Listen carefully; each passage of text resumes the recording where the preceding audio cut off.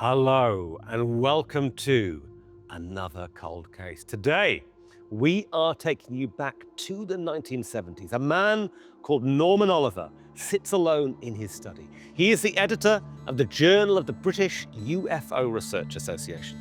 He's used to getting reports of objects half glimpsed in the sky. But this letter is different. It was a truly unbelievable encounter, the letter writer says. I believe that my daughter was telling the truth.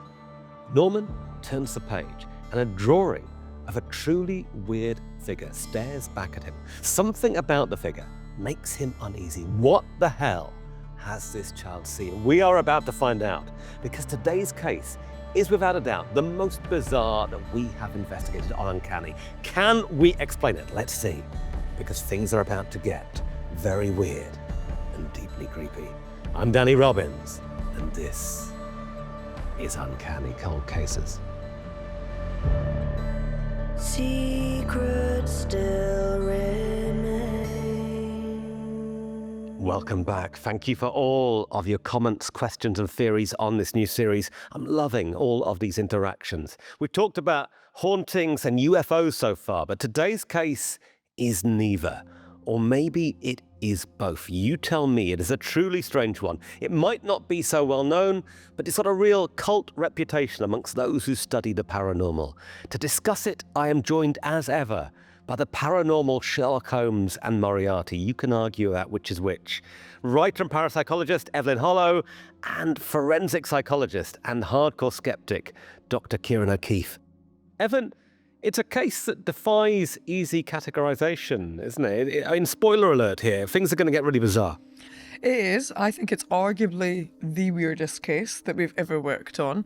And I think that the difficulty lies in we don't know what we're dealing with. We normally work in terms of ghosts, UFOs, possibly even monsters or cryptids.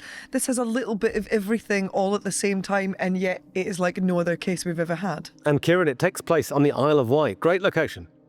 Yes, great location, and for the UK audience here, they will be very familiar with Isle of Wight.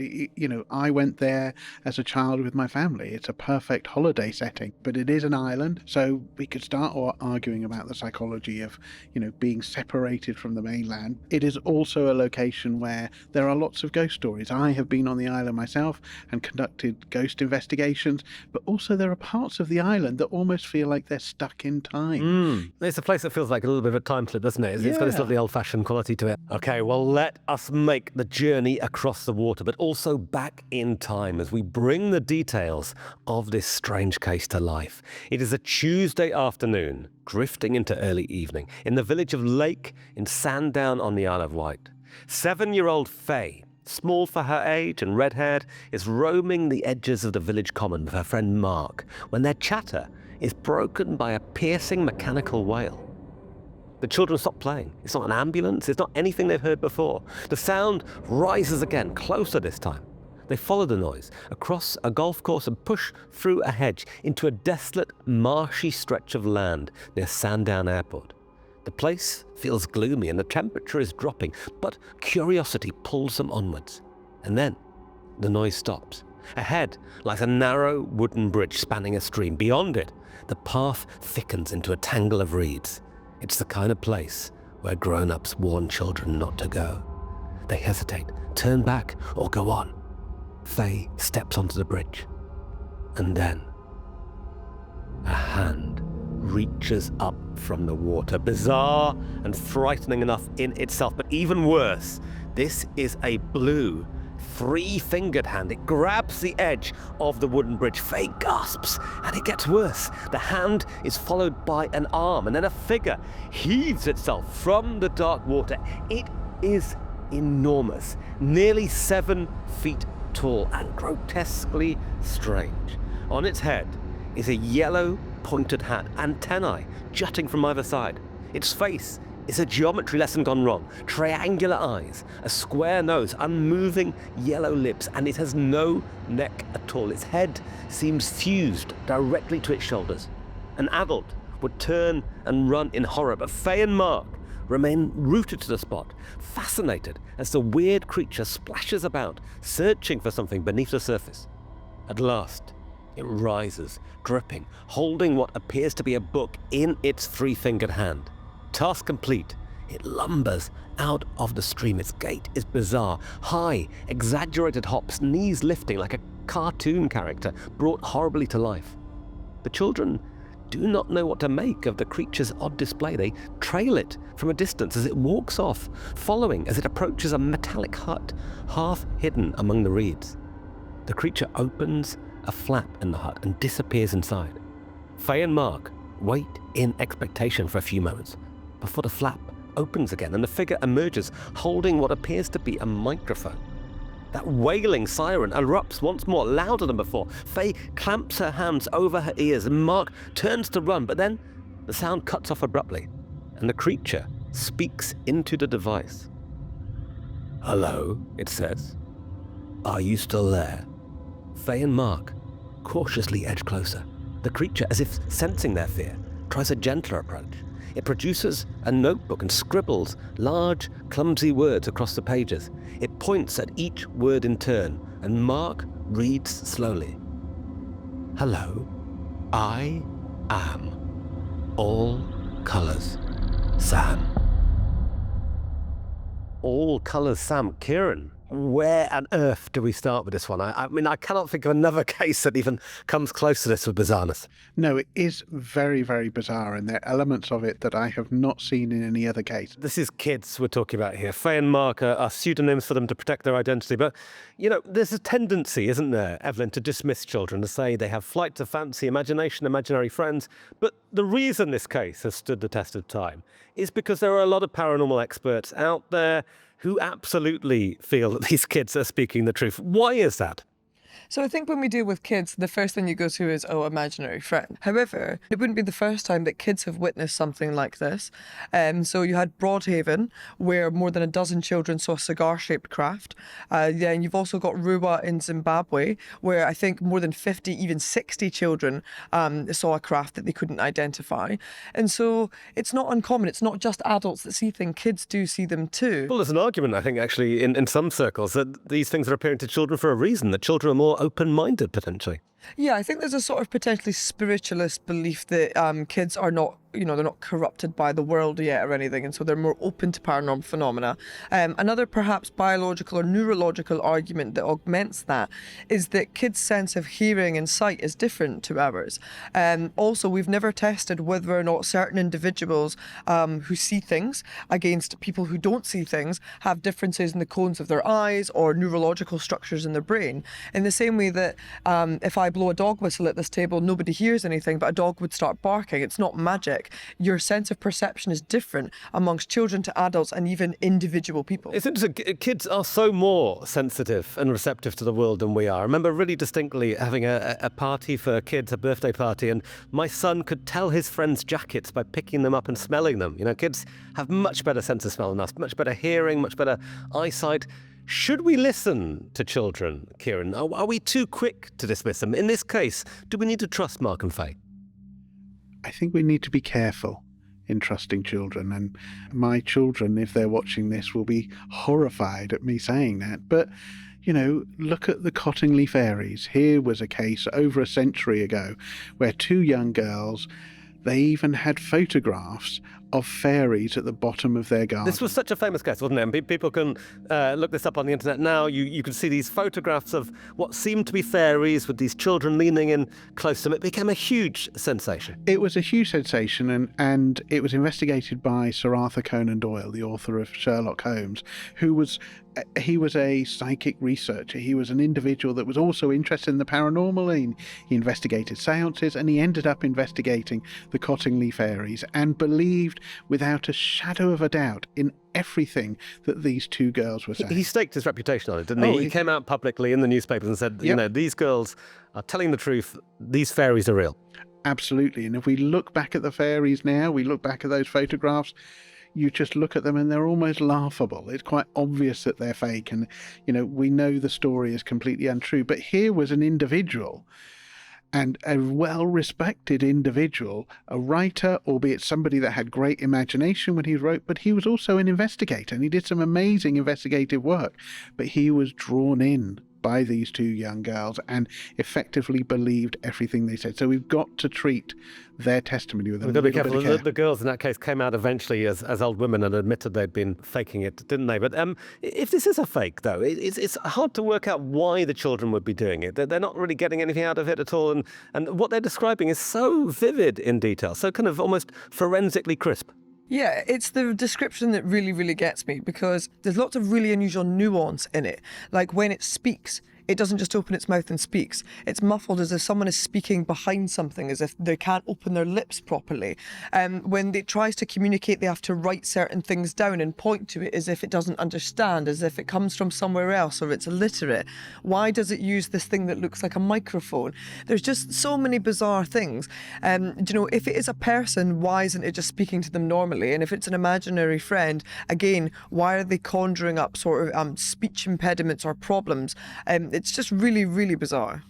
I am all colours Sam. Such a creepy, unsettling phrase. What does it mean? Why does it scare us? So All Colours Sam isn't like a typical clown name. Do you know, when you look at sort of circus acts and things like that, is it some sort of stage name?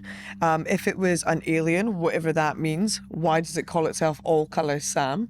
The reason why it feels unsettling is because there's no framework to put it in. As humans, we have to categorise everything. I have to be able to say that's a ghost, and a ghost was once a living person who's now dead. It's an alien, it comes from a different planet, etc. There's nothing when I point here. There's nothing. What is All Colours Sam? Okay, bizarre, creepy, totally outside our normal paranormal comfort zone. This case is all of those things. I'd love to know what you make of it so far. Let me know your thoughts in the comments down below, but be prepared because it's about to get even stranger. So let us jump back to Sandown on the Isle of Wight in 1973, where we left All Colours Sam, this strange figure, attempting to communicate with Fay and Mark. "Are you a man?" asks Fay. All Colours Sam emits a dry, rasping sound that might be a laugh and hesitantly attempts to speak. "No," he says. "Are you a ghost then?" "Not really," he says. Something about his face is weird. His lips don't move when he speaks. "But I am, in an odd sort of way." The kids feel a little more unsettled now. "What are you?" Mark asks. "You know," Sam replies cryptically. He tells them that there are others like him and that he is scared of people. He invites Fay and Mark inside the metal hut. They crawl through the flap and find themselves in a space that makes no sense. It's on 2 levels. The lower room is papered in blue-green patterns like old radio dials. A small heater glows. Simple wooden furniture sits neatly arranged. Above them is a metallic upper level with no stairs, no ladder, no door. Sam explains in his halting, peculiar way that he lives on berries that he gathers in the late afternoon.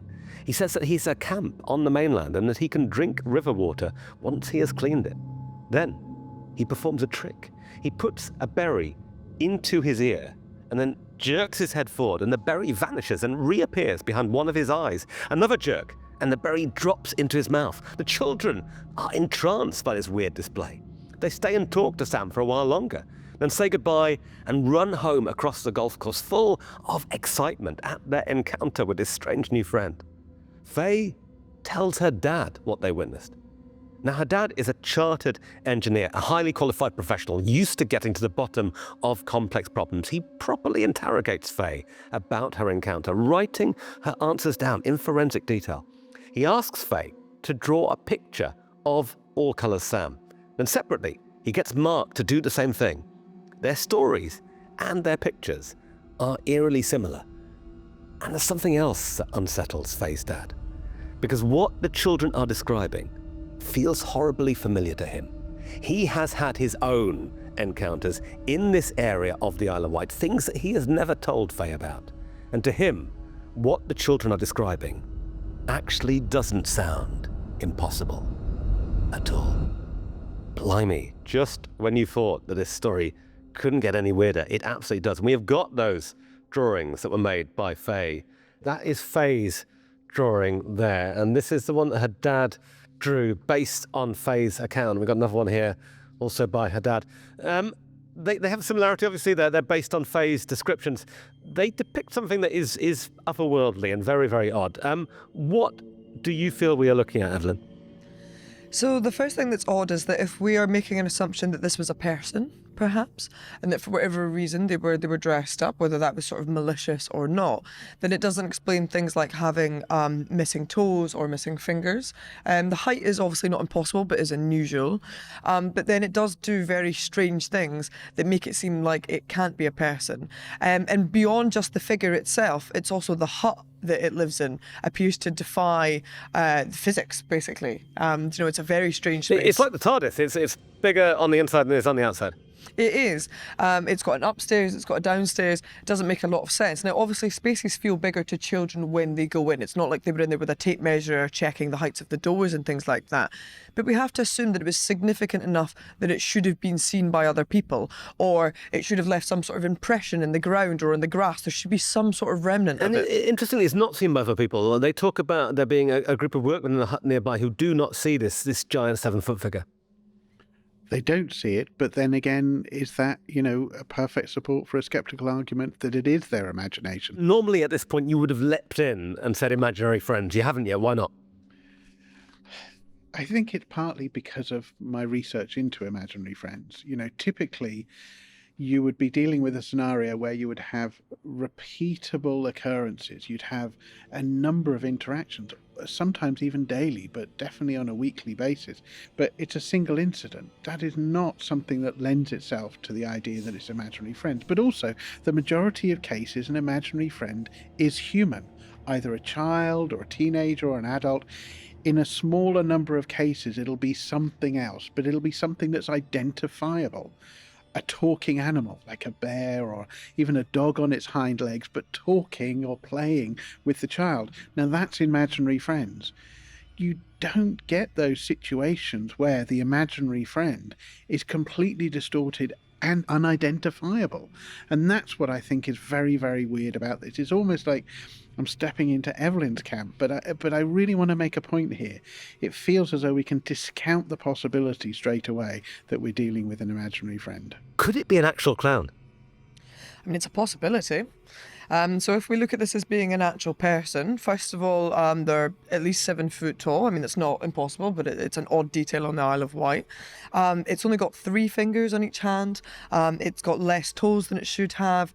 Why do they have to sort of write things down and point to things? And the thing is, how the clown first appears to them also kind of discounts it being a person, because it's beneath the water and then appears to climb out of it. I mean, it's fully submerged. So if it is in some sort of mask or sort of robotic suit or something like that, how would that be possible? And why is there a 7 foot tall clown holding its breath underwater on the Isle of Wight and then coming out with 3 fingers to talk to children? Just like even saying it out loud, it sounds more and more fantastical. And also it did those sort of weird tricks where it was putting berries through its face. Weird. Ciarán, as a skeptic, talk me through this one. How do you do that? How do you put a berry into your ear and have it appear behind your eye? Oh yeah, but that's a magic trick. That doesn't have to be something supernatural for you to be able to do that. There are magicians all over the world that can do that with larger objects I have than berries. never seen David Blaine push a berry behind his eye. Well, he would never To do be that. honest, I'd love to. That would be great. It'd be much better than sitting up the top of a crane in a box. But he could do that with a card. He could do that with a pack of cards and fool you. So we've got the potential that we do have some sort of weird clown. I'll grant you that. It's a pretty weird clown that they're describing. But it's quite possible that we are dealing with a clown. All right, thank you both. What do you make of this one so far? Are you team believer or team skeptic? Let me know in the comments and hit those like, hype and subscribe buttons. But we need to talk about Fay's dad right now, because he is going to be a really significant character for us going forward in this case. So let's hear what happened to him. For that, we're going to have to head back to nearly 3 years before Fay's encounter with Sam. It's October 1970, early evening. Fay's dad is driving north through the country lanes of the Isle of Wight as he heads out to visit a friend. He's just passed through the town of Brading when something catches his eye. Some kind of aircraft dotted with lights, moving low over the fields to his right. He slows down, watching as the thing drifts above the marshy edges of the River Yar. A helicopter, perhaps? But no, this is silent. It hangs in the air, its perimeter marked by a ring of red lights. He drives on slowly. The object keeps pace, as though observing him in return. They travel together through the quiet village of St. Helens until the craft suddenly sweeps behind him and drops out of sight. Fay's dad pulls over, steps out and flashes his torch across a nearby field. The lights reappear, weaving back and forth, but never getting closer. Eventually, he gets back into the car and continues on, the red lights trailing him. When he reaches his friend's house, he tries to laugh it off. "I'm being followed by a Martian craft," he jokes. And his friend comes outside to take a look. Together, they watch the lights flicker among the treetops, darting in and out of view as though playing a game. Later, driving on towards Ryde, he finally loses sight of the lights, but the encounter doesn't end there. Over the following weeks and months and years, Fay's dad sees the lights on multiple occasions, always distant, always watchful. In February 1972, they lead him all the way to Compton Bay on the island's southwest coast. Standing on a dark shore, he tries again to communicate, sweeping his torch across the waves. The lights keep their distance. A few weeks later, though, he is swimming in that same bay when a sudden, unnatural surge forces him towards the cliffs. As he clings to the rock, he looks down into the churning water and sees glowing yellow lights staring up from beneath the surface like eyes rising from the deep. Terror grips him. He scrambles out of the water and flees. Evelyn, the plot thickens in a fairly big way here. What do we know about Fay's dad? So he's an interesting person in that he was a technical engineer, so he has some scientific expertise. The most interesting thing is that he doesn't immediately dismiss them. You know, they run home and they try to tell someone on the path what they've seen and they think, "Oh, crazy kids, get away from me." But when they go to talk to their dad, he listens to them. He's at the very least, he's interested. He listens to the descriptions. He makes drawings. Ciarán, do you think that what's happened to Fay's dad in the past, his UFO experiences, has a bearing on our case? He swears that he didn't tell Fay anything about those experiences. Yeah, I think we've got to consider that there might be some influence there. I mean, if we take what he says as face value and he didn't influence the children in any way, then it's great. We've got a really interesting case. But the only problem would be, have the children heard him talk about his experiences or heard him talk about his interest in UFOs inadvertently? We've got to consider it as an influence in some way. It feels like from what we're hearing from his experiences that the Isle of Wight's a bit of a UFO hotspot. You've been looking into some of the UFO history there. Yeah, so basically there's a spate of Isle of Wight UFO sightings in the mid-1970s, not just Fay's dad. They're all reported in the local press. So in the November of 1970, a woman saw a strange object with glowing light and it was hovering over Sandown Airport. Then in December of the following year, a farmer called Tom Reynolds was out herding his cows when he saw a long silvery object in the sky trailing sparks.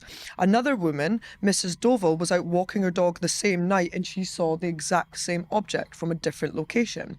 And then in July of 1975, a couple, Gus and Muriel Langford, they saw a massive green object flash across the sky, again near Sandown Airport. And then in early 1976, you have a sighting of a strange craft in the sky, which was confirmed by the Met Office, and it was subject to a Ministry of Defence inquiry, so that's quite serious. And then a couple of months later, in April of 1976, former Royal Navy officer David Spencer, a man who's familiar with lots of types of aircraft, saw a dark spherical object with red lights over Ryde on the north coast of the Isle of Wight. The object is also sighted separately by a woman called Patricia Hutchings, Ray Riddett, and a third person called Nigel Groves, all with matching descriptions. Could it be a UFO? It could be a UFO. And in fact, there's a case in Russia, the Voronezh aliens, where a group of children saw an individual that they describe, and there are some similarities here. The fact that the individual they saw was very, very tall, it was dressed in a silver-type jumpsuit, and okay, it had 3 eyes, but it performed magic tricks for them before it then went off into the craft that the children described as a metallic hut. So there are similarities there. So maybe there's some sort of precedent. It's amazing. Why do I never meet these kind of people? 3 eyes and magic tricks. It would be great. Loads going on here up in the skies of the Isle of Wight. And it's Fay's dad's experiences that leads him to send his letter to BUFORA, to the UFO research group, describing what he and Fay saw. And that's why we know now about the Sandown Clown. Yes, and it's lovely that we have that report. And yet, we're hearing that almost secondary, even though it's a report submitted to BUFORA. I would love to be in a situation where we're able to get, a direct witness account from Fay. That would be amazing if she was sat in front of us and we were able to talk to her about her original experience and get more detail. Well, I have an answer for you on that, because there is a very strange postscript to this story. We did speak to Fay. Now, up till now, she has never spoken publicly about her encounter with the Sandown Clown. But we spoke to her a few weeks ago. We can't say how we tracked her down, but she is alive and well, and she's still living on the Isle of Wight. And the reason that she has never spoken about her encounter is a simple one. She no longer remembers it for a very particular and sad reason. According to Fay, life moved on normally for a few years after the incident. She was far more interested in horses than clowns, and her father bought her a horse a few years later. In 1981, whilst out riding, she was thrown from the horse. In the fall, the animal came down on her head. The resulting injuries were life-changing. When Fay woke in hospital, she had lost all memory of her life before the age of 15. Childhood events, family holidays, friendships, every formative experience had been erased. The aftermath reshaped her family life. Fay's father struggled to accept the sudden disappearance of the daughter that he knew, and the two eventually became estranged. They had not spoken for years by the time that he died, only a short while ago. As for the Sandown Clown, Fay retains only the faintest impression of the marshland where the event occurred. She knows that something happened there, but the details have gone. She can't even remember the friend she was with that day, Mark. That leaves the BUFORA case files and a handful of newspaper reports as the only surviving sources. With Fay's memory lost to injury, the mystery of the Sandown Clown will perhaps sadly remain that forever. A mystery. Ciarán, what did Fay and Mark encounter that day on the Isle of Wight? The Sandown Clown. I think potentially that's what they encountered. And we know there were carnivals on the Isle of Wight, and potentially they could have seen a clown. Why did the workmen not see anything or not react to that particular figure? Maybe because it was a figure that was just meant to be there. They weren't intrigued by it at all, like the children were. So I think we've got to consider that is the possibility. And in my mind, it's the strongest skeptical argument for what they saw. Evelyn, do you agree? I think the weirdest bit for me is when they ask it if it's a ghost. And it says no, but well, sort of. Do you know? Why do they even think it's a ghost in the first place? Because it's tangible, it's real, it's right there. It doesn't fit any type of haunting phenomena. Why wouldn't they ask it, did you work at the carnival? Do you know, were you at the carnival recently? Why wouldn't they ask it, are you an alien? Why did they specifically ask, are you a ghost? And to me, the answer is really bizarre, whether it's conjured from the minds of children, or whether it was a person, or whether it was something third entirely.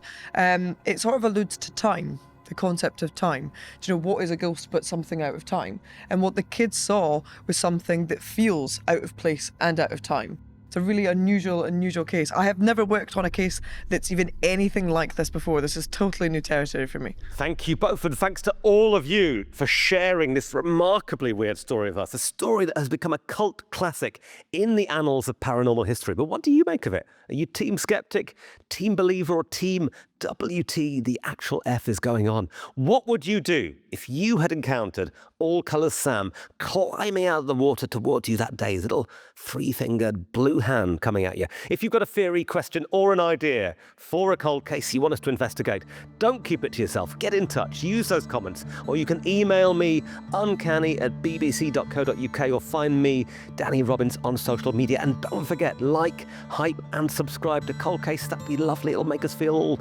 nice and warm inside. Next time, though, on Uncanny Cold Cases, I'm afraid it will not be nice and warm. It will be bloody chilling as we head for the high seas and an eerie apparition on board a Royal Navy vessel. You can explain away noises. You can explain away the men telling themselves ghost stories, being frightened. It's very hard to explain away lying in bed and feeling something physically touch you. You know, here he is, a real hardcore skeptic, and suddenly now he's in a scenario where he just cannot explain it. See you next time. Secrets still remain.